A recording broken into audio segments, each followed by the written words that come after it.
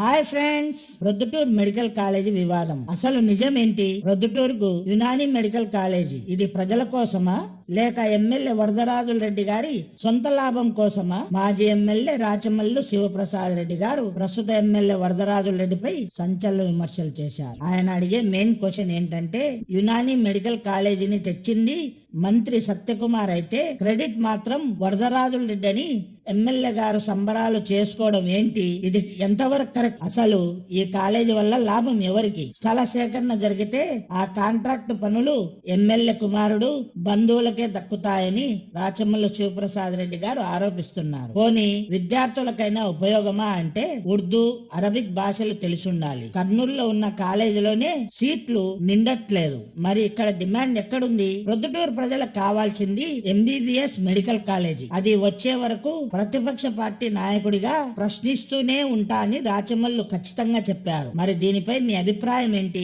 ప్రొద్దుటూరుకి కావాల్సింది యునానీనా లేక MBBS? Comment చేయండి. మరిన్ని పొలిటికల్ అప్డేట్స్ కోసం మన ఛానల్ ను సబ్స్క్రైబ్ చేసుకోండి.